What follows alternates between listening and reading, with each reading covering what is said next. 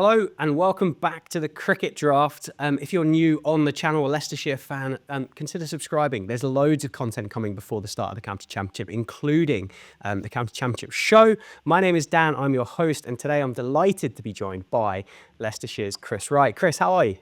Yeah, I'm good, thanks. Apologies for being a little bit late, but had a bit of a problem on the roads, but we're here now. That's all good. And no one knew you were late, Chris, until you said that.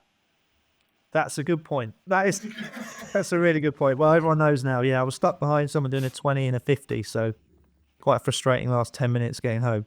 Yeah. Oh well, you made it, and that's the most important bit. How are you? How's your winter going? What's pre-season like? Have you been away? Are you going away? Fill us in. We'll catch us up with what your winter's been like. No, it's been good. There's not actually been lots of the Leicestershire lads around actually this winter. The sensible ones, they've all been off in Australia. So I want to say there's probably about 8 of us at the moment that are doing the sort of winter program back home.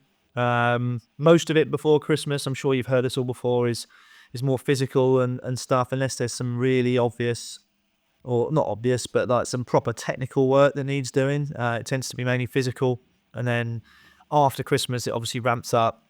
And we've not long gone back to bat v ball actually. So we've probably done about 2 weeks of bat v ball. And obviously that'll raise and ramp up all the way into March and ready for the start of April. But we've got a trip to Cyprus, which obviously isn't famous for its cricket. Yeah. Yeah. So that's more of like a warm weather training camp and stuff that we'll do, I think, in the first week of March. So that's kind of what everyone's looking forward to at this point. Yeah, I'd imagine that's probably quite nice to have in the diary. Something to kind of shoot for when you're turning up at Grace Road and it's -3. You're thinking Cyprus isn't that far away. Question I want to ask you, you've played over 200 first-class matches. You picked up the best part of 600 first-class wickets and you made your debut back in 2004. How much has pre-season changed? You know what? Weirdly, I think because of all the domestic competitions and stuff, I'm talking about elsewhere, it's kind of gone full circle. I reckon when I started, it wasn't very good, right? In that, it was quite late. And probably only for 1 or 2 years, and then it started to obviously get much more professional. But there was definitely a bit of a report back March kind of vibe. Whereas then it got very strict and very much, we're in first week of November, 4 days a week with a day off in the middle of the week, and it was pretty heavy and intense. And that's pretty much been my whole career until more recently, I think, because there seems to be more player movement and stuff like that, and there's more lads go away and stuff. So you actually almost don't get everyone back as a full squad until March, which is like it was when I started. So, for all the sort of professionalism and stuff like that, it's kind of, in terms of seeing everyone, it's kind of, gone full circle.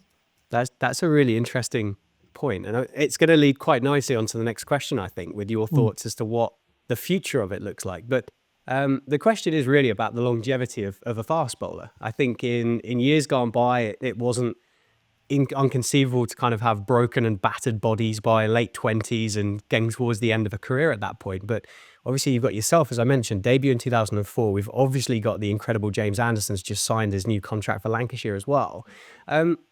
Is it becoming more common that the longevity of a fast bowler is... In terms of the science and the support you get, it's better than ever. So in theory, in that way, why shouldn't bowlers bowl longer and longer and longer? I reckon if your pace ceiling was higher, you can probably play longer, because naturally, maybe as you do lose a bit of speed, you're still, you're somewhere there or thereabouts. You know what I mean? You can still get it down there, or maybe you're like a freak like Darren Stevens. Do you know what I mean? Sure. I mean, I think he's the real unicorn here, I think. But I don't see why bowlers can't play longer than they perhaps used to, as long as they enjoy it and stuff like that. I think being enthusiastic about the game is probably the most important thing. But absolutely, we're supported very well, so there's every opportunity. Yeah, I suppose it's a good point, actually. It's kind of a famous cliche that is a county grind, isn't it? So the point that you stop enjoying it, it probably doesn't matter as to what your body can and can't do. At the point you don't want to be somewhere in April with 3 jumpers on and a woolly hat, you're thinking, nah, doesn't matter. I'll just go and sit on the couch instead. Yeah, 100%. I think people like to say the county grind, but equally, there is a podcast editing grind as well, isn't there? You know what I mean? Every element of any job has an element that's a bit more tedious, right? So we just have to, everything can be viewed in that way. But I think very lucky to be playing cricket. Still enjoy it. I'm sure someone like Anderson, again, was he 43 this year? I think so, yeah. I mean, he must enjoy the game. I can't. You'd hope so, believe wouldn't he you? doesn't. You'd hope so. I mean, he's obviously the GOAT and has every trick under the sun. So he must have a lot of fun when he's bowling, I'm sure. Well, let's talk about Leicestershire specifically, and let's talk about some of these. We won't talk about Jimmy. We'll talk about some of the New England faces that have been playing from Leicestershire. We've got Rehan Ahmed currently with the white ball squad in India, and we've had Josh Hull get his test debut against Sri Lanka last September. Firstly, how cool is it to see those young guys getting international recognition? And secondly, does it change the atmosphere for the positive around Leicestershire, knowing that England selectors are looking at guys in Grace Road? Yeah, absolutely. I think most people that play in the UK have that dream, don't they? That to play for England and stuff. And actually, I think there was a period where people thought that you couldn't represent England if you're in Division 2 or a perceived smaller club and stuff. So to have evidence there right in front of you that that's not the case and it can be done if you've got the skills and you've got the potential, then yeah, it's an absolute huge win, and it is nice. Obviously, I feel like as a result, there's a bit of a good buzz around the place. Do you know what I mean? You can certainly, especially when Hulley's off the long run. Do you know what I mean? You get a good feel and a good buzz there from the stands. And Rehan he's got so much energy. Do you know what I mean? So he's great fun to play with because everything he does is with a lot of enthusiasm. He's highly skilled and it's infectious. Do you know what I mean? So being around someone who's been in that England environment currently, where it looks like they have a kind of good ethos and stuff like that, he kind of brings that with him to Leicester. So it's great. Fantastic. And how about 2025 as well? What are the goals for Leicestershire? Obviously, there's 3 competitions to play for: Division 2 of the County Championship Blast, the One Day Cup, which obviously Leicestershire saw silverware with in 2023. Is there a competition that's a main focus for the Foxes, or are you spreading yourself across all 3? What's the plan? Yeah, that's a good question. Well, I mean, I think most teams will say, we've got to find those 1%ers, that 10% better across the board. If we went one better in every comp, you may be able to correct me if you've got a league table to handle exactly, but one better in every comp, I think that would mean we'd be second or third in the championship table. It would mean we'd be into the quarterfinals and beyond of the T20, and it would mean we'd get to a final again in the Metro Bank. So if we can go that one step better, that one little bit better in any of those comps, then you know what I mean. That'd be great. I feel like I don't feel like we focus in on one comp. I know it could be perceived as the right way to go with a smaller squad and stuff, but actually, I think we're confident in our abilities across all 3. So we try and spread the focus with the size of the squad that the players are able to showcase their talents across all 3 formats. You're not necessarily pigeonholed into separate competitions. Yeah, definitely. It's my personal belief that that's a good way to play, is to try and have a skill set that can be utilised across all comps, especially when you're younger. And then I think maybe when you're older, then you can maybe look at specialising.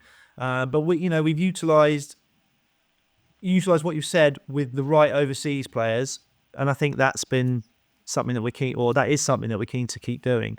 I think that's a nice way to do it. Do you know what I mean? You try and do the bulk of your work with your domestic guys, and then cherry on top with the right overseas and the right comp. It sounds like perfect kind of recipe for director of cricket material here, which we're going to get to in a minute with your fantasy dream team. But we're going to get a little bit philosophical before we get to that point.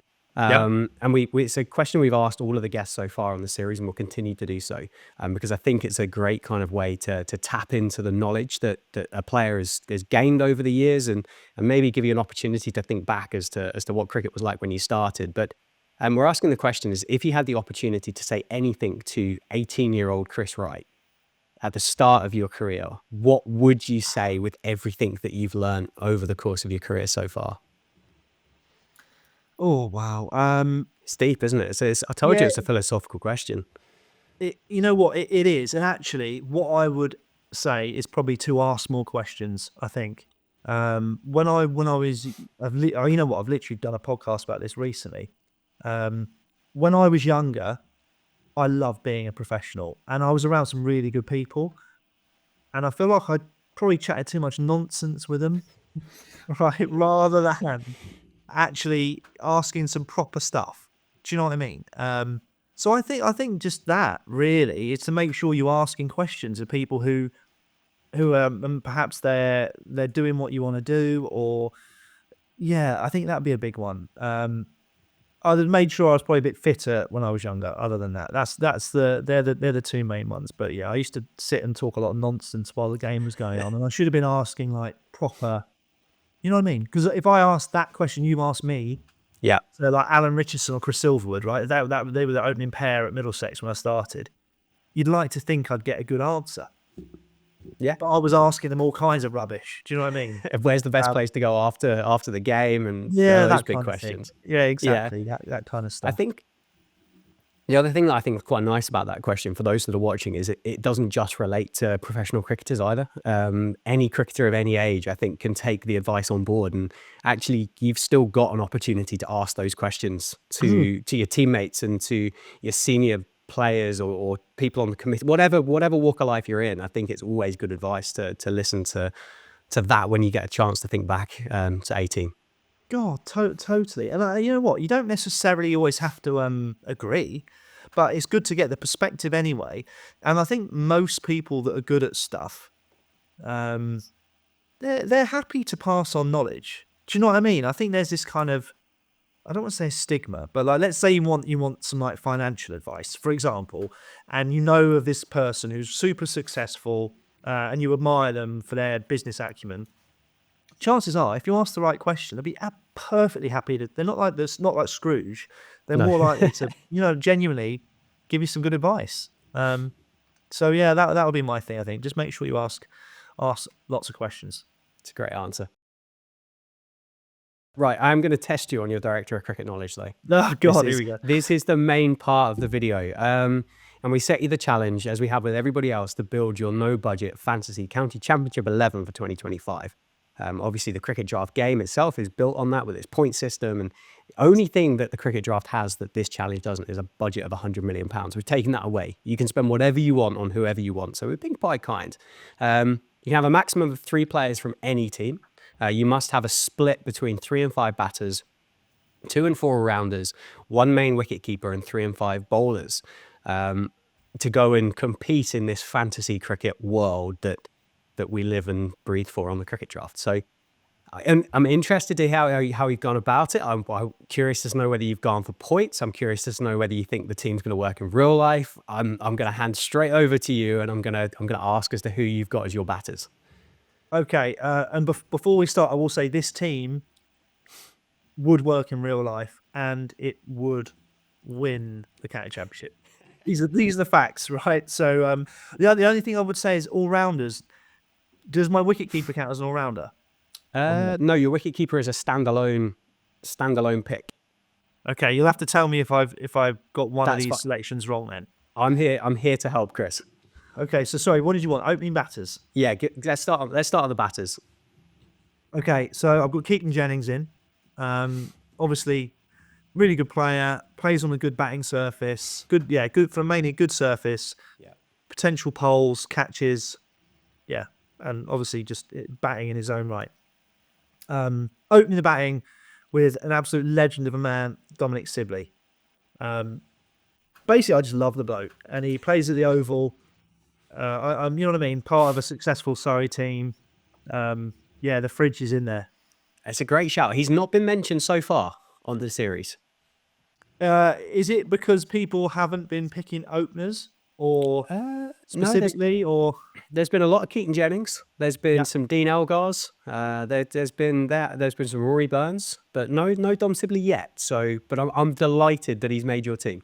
Well, I honestly, he's such a good guy. Yeah, I just want him in there. And actually, he's cleaned up his technique a little bit, which obviously I reckon's probably mainstream now, that you can see it when you watch him back, can't you? Obviously, he's not got back in the England team, but he's definitely improved as well. Yeah, just a big fan.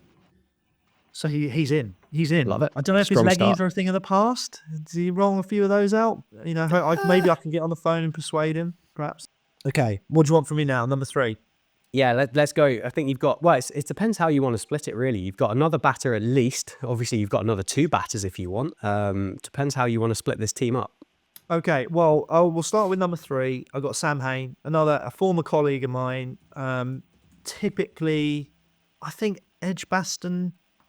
Well, to be fair, Haney churns out a load of runs, right? I think that's not in dispute. Edgbaston tends to play flat, I think.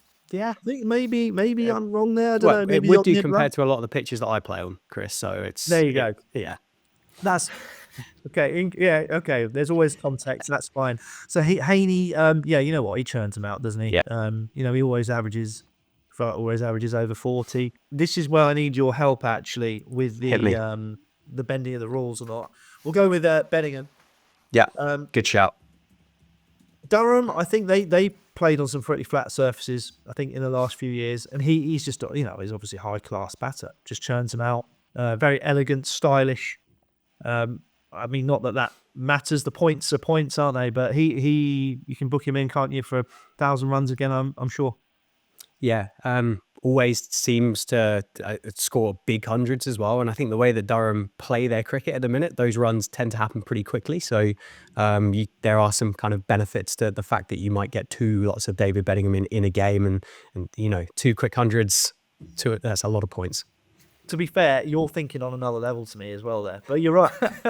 You're right. I know you're right. He's just a destructive player, to be honest. If you cop a century off him, you know what I mean? It's it's hard. He's hard to bowl at for sure. So now I'm in this all-rounder phase, and basically, what I want to have, I've got Liam Dawson in. Great shout. I mean, that's we can probably skip any chat about this. It's like just the MVP, isn't it? Basically, but in terms of this being an actual functioning team, Yeah. Okay. he would be in my team at 6, right? Yeah. Although I appreciate that I've just skipped someone. He's in there at 6, and he offers me the slow left arm. And I won't get to who else I'm going to have in the team, but I think people will probably guess where I'm going with it. Trying to beat both sides of the bat in a bit. But so I need another all-rounder now, don't I? You've got space for another batter if you want one. You've got another all-rounder. The thing is there's one massive standout point scorer for the cricket draft, and it's Ryan Higgins.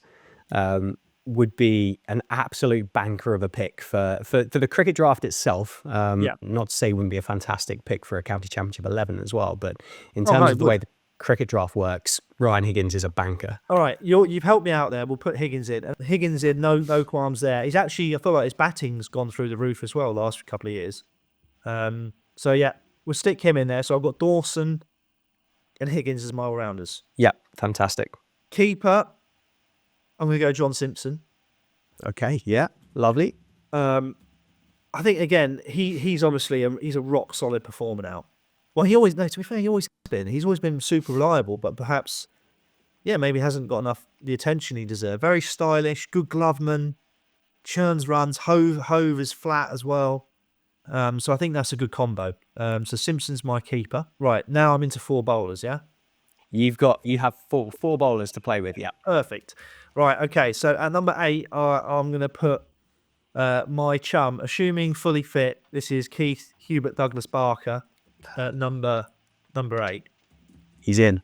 He's going to average me 30 with the bat and get some skanky runs as well. But obviously, I'm banking on him, 40-plus wickets. Yeah, he's the man. At 9, Simon Harmer. Another fantastic shout. He's such a popular choice amongst the pros so far.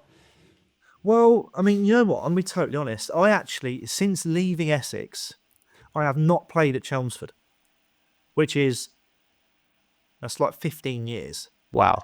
But I am aware it definitely it gets turn and bounce bowling up the hill. I think is the crack, isn't it? And I think they probably I'm not going to prepare services that don't help him a little bit.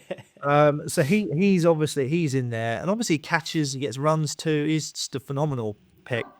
And in terms of this functioning as a real team, he obviously, turns it into the right hand. And I've got Dawson who's turning it away. So I'm like, that's balanced. And both work brilliantly for the cricket draft as well. Yeah, there you go. And I've tried. Yeah, exactly. So then I've got 2 more bowling slots. I've got Dan Worrell in one of them. Big fan of his.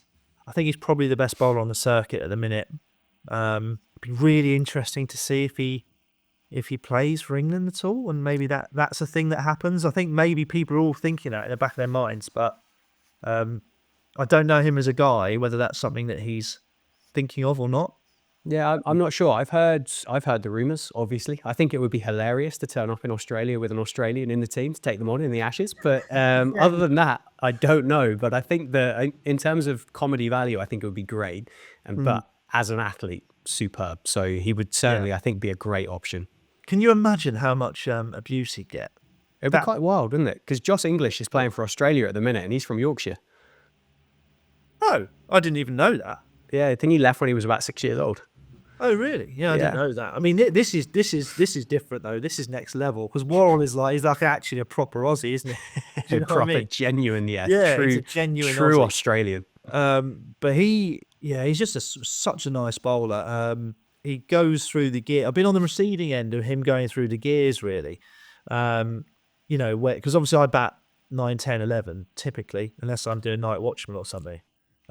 And he'll open up and he'll look really rhythmical, real smooth, swing it around, that kind of thing. And at the lower order, he ramps it up and just starts bowling 90 mile an hour, bumping everyone. Do you know what I mean? It's like he's really in tune with the game, the flow of the game, and he's obviously got the skills to do it. So he's in there. And my final pick is Sam Cook, who I've not played against. So this is just a pure, I can read a newspaper and spot who gets lots of wickets, and he's in there. I believe Chelmsford again nips about a bit. So he's seems like a no-brainer. Whether or not he plays for England, I mean, I hope so. He's obviously just done well, hasn't he, on the recent Lions tour to Australia. It's just whether England, let's be totally honest, whether they just go with someone a bit taller and a bit quicker, basically, or whether they opt for his skill. Potentially the aforementioned Dan Worrell. Both of them could be competing for the same space, couldn't they? But it's looking like a fantastic team that works not only on paper but also on grass. And I'll just run you back through it quickly before we move on. But we've got Keaton Jennings and Dom Sibley at the top of the order, with Sam Hain, David Beddingham, Ryan Higgins, Liam Dawson through the middle, John Simpson with the gloves, Keith Barker, Simon Harmer, Dan Worrell and Sam Cook to round out your 11. And I can see the smile on your face. You're happy with the work. Yeah, you know what? There's other people who equally could play and stuff, but that team. Do you imagine Harmer bowling into Barks' foothole? And that's and actually, to be honest, obviously Barks in this team, I'd have first change. So basically, you got Cook and Worrell just doing their thing up top. Then Barks is going to dig a nice pit. Harmer's just going to spin it into that. Dawson's going to do his thing. It's just a good side. You've got options. Some good lads in there as well. Some good blokes in there. Jennings, Sibley, Hain. I don't know Beddingham at all, to be honest. But he scores runs. But I'm sure he's nice. I'm sure he's a nice guy. So I feel like we got everything. I think we really do. You've got it covered. Absolutely. Yeah. Well, Chris, thank you so much for your time. It's a fantastic team. It's been great catching up with you ahead of the 2025 season. We wish you nothing but success for Leicestershire. And folks, thanks so much for watching and listening. And we'll see you next time for the next episode.